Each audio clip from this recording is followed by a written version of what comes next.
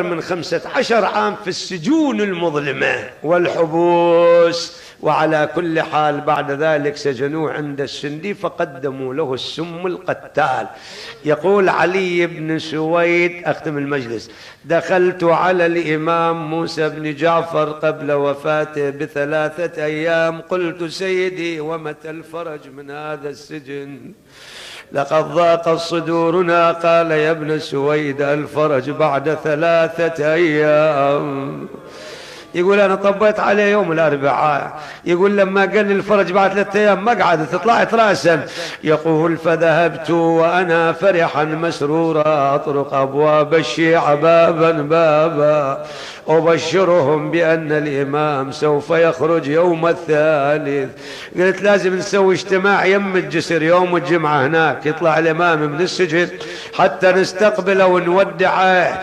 يقول والله تجمعنا يوم الثالث وهو يوم الجمعة ونحن ننظر صوب السجن وإذ أرى جنازة. أيوة إماما. وإذ أرى جنازة خرجت من جهة السجن. أي جنازة واحد فقير ما له أهل، شايلين هذول العمال مال السجن موظفين 4 شايلين حمالين شايليها وماكو وراها أحد. أي يقول أنا أتنوع أشوف، أنا عندي أبيات سويتني بهالمناسبة. وين هذا بن سويد يسأل وين بهالنعش هالناس يردون؟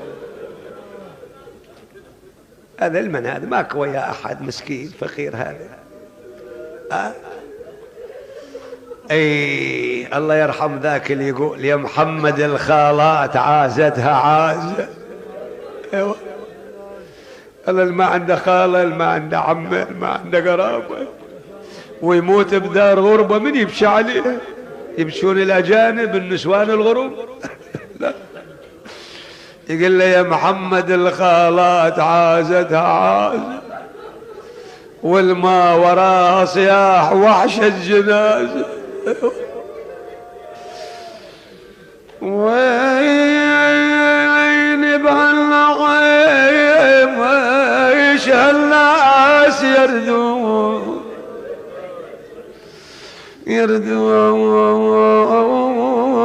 الغريب ولا ورا ناس يشيعون.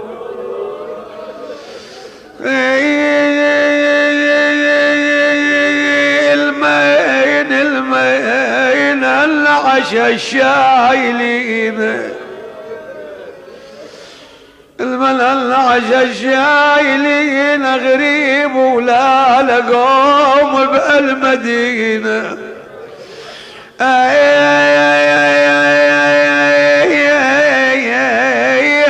اي والله ومن السجين ومن السجن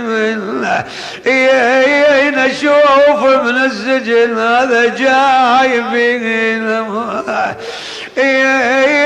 غريب غريب غريب غريب ولا العند عليه يبكون.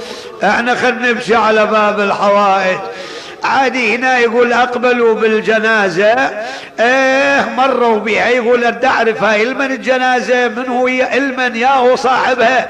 يقول واذا اسمع منادي ينادي هذه جنازة امام الرافضة. الله، هاي جنازة باب الحوائج. الله، خلوها على ذاك الجسم يصرخ بدمع الساجر ساجي يا مولاه يا محنة الكاظ.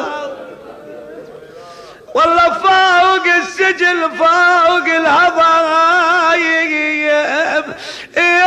وجناس تبولية الظالم. اي والله جناس تبولية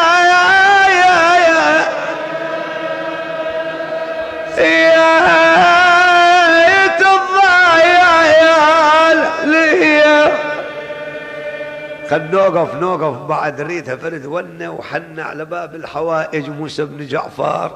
إذا عندك مريض، عندك مشكلة، عندك أي قضية، ترى هذا الكاظم أبو الرضا أبو إبراهيم صدق هذا غوث المستغيث. نعم، إذا عندك علة كلش مستعصية توجه الباب الحوائج، وانظر الباب الحوائج واخدم باب الحوائج وقدم خدمة الموسى بن جعفر سلام الله عليه.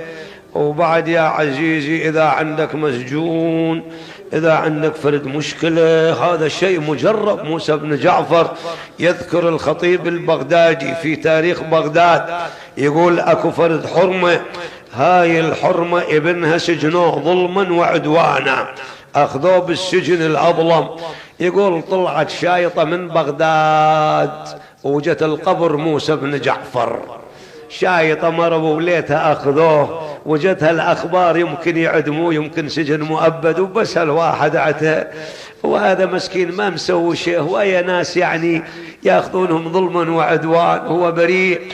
على كل حال طلعت هاي الأم والدة بعد، يقول شاقة جيبها وهذا متخربط أحوالها وحافية، تركض من بغداد القبر الإمام الكاظم، بعيدة مسافة، هواية مو شي سهل، وتركض وصيح يا باب الحوائج يا موسى بن جعفر خلص ولدي.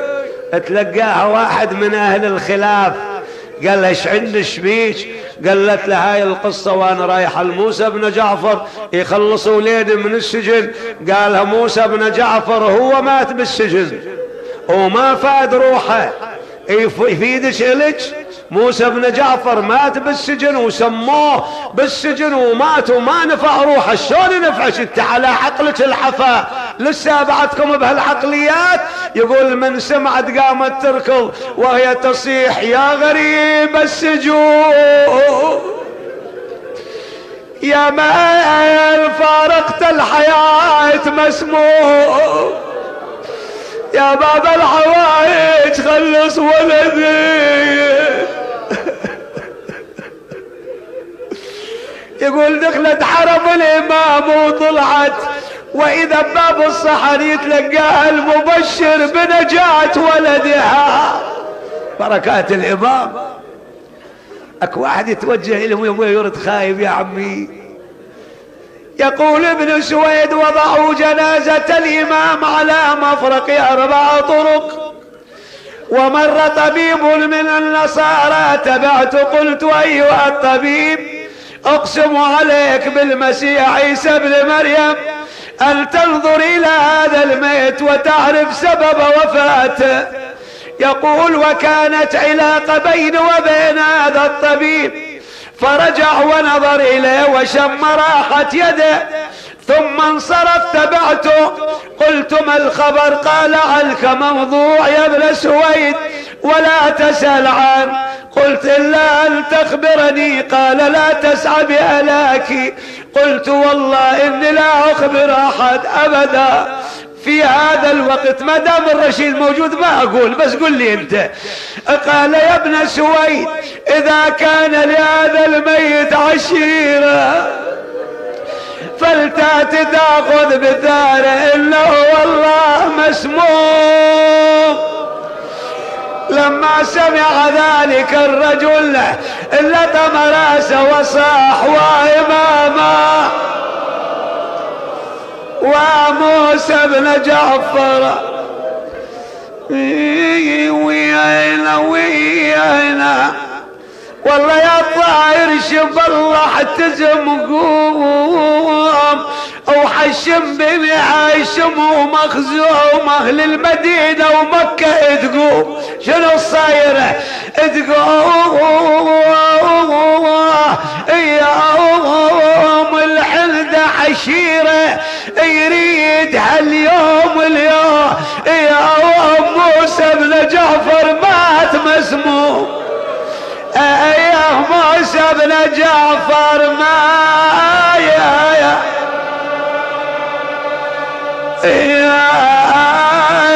يتميز.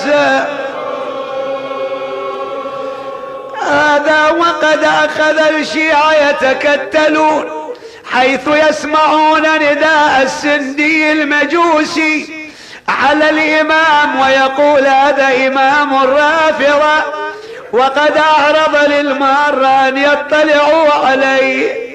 يقول هنا الجماعة من الشيعة قال بعضهم لبعض ويحكم ما هذا الذل الذي ركبنا، أنسكت ونترك هذا المجوسي يذل مقدساتنا ويحتقر إمامنا؟ إذا لا خير بنا. يعني إذا يصير اعتداء مثلا على الحسينية ما يهمها، يصير اعتداء على المنبر ما يهمه، يصير اعتداء على الكعبة، يصير اعتداء على قبر من قبور الأئمة ما يهمه، شان عالي عند الله. لكن هذا ينعكس على الأمة، على المجتمع. على كل حال فذولا لما شافوا ظل هذا 2 3 4 10 لا صار تجمع، يا بس شنو رايكم؟ قالوا الموت. يعني احنا ساكتين والله لمصالحنا او لحياتنا، فالحياة مريتها بعد هذا. لما صار عندهم هاي القوة والله علم تضافرهم، الله جعل لهم هيبة.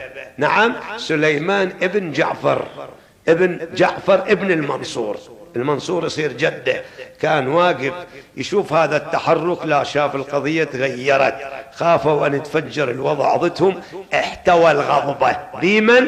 بأن قال، يعني الظاهر بهالكلام، ما الخبر ما القصة شنو صاير؟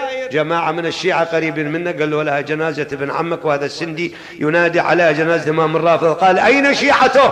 من شاف قوة بجانبهم، لو أنهم ضعفاء لا ما يحكي، من شاف قوعتهم شافهم كلهم متكاتفوا. أين شيعته؟ قال خذوا جنازتهم، وإن مانعكم خرقوا عليهم سوادهم. وفعلا يا عزيزي هجم الشيعة هجمة رجل واحد، وأخذوا جنازة الإمام حملوها على الأكتاف على الرؤوس، وطلعوا النساء طلعت طوايف صرخة ورا جنازة الإمام سلام الله عليه، وجاءوا به إلى مقابر قريش، هناك دفنوه ونصبوا عزاء بكل مكان، إلا الحسين ما غمضت عينيه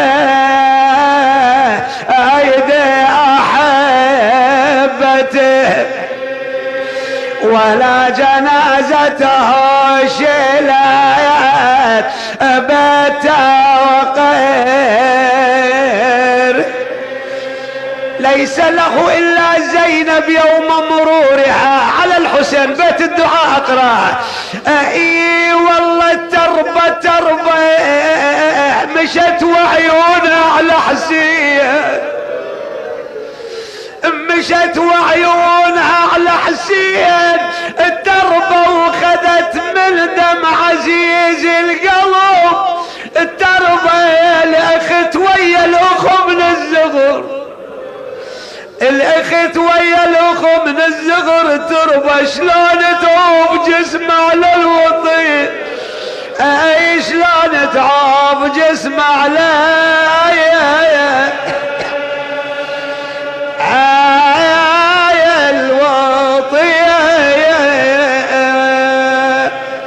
نسألك اللهم وندعوك يا الله. ارفعوا ايديكم بالدعاء. بسم الله الرحمن الرحيم. أمن يجيب المضطر إذا دعاه ويكشف السوء، أمن يجيب المضطر إذا دعاه ويكشف السوء، أمن يجيب المضطر إذا دعاه ويكشف السوء. يا الله يا مجيب دعوة المضطرين، يا كاشف كرب المكروبين، يا مفرج هم المهمومين. يا الله أسألك بحق باب الحوائج موسى بن جعفر أن تعجل فرج إمامنا صاحب الزمان، وأن تجعلنا من أنصاره وأعوانه، وأن تنصر الدين وأهل الدين، وتخذل الكفر والكافرين، وتعز الإسلام والمسلمين. اللهم أعد علينا هذه الليلة من العام القادم ونحن نتمتع بالعافية والأمان والإيمان وعز الإسلام، وزيارة الإمامين موسى والجواد والأئمة سلام الله عليهم، واشملنا بشفاعتهم، وإلى من مات على الإيمان الفاتحة قبلها الصلوات.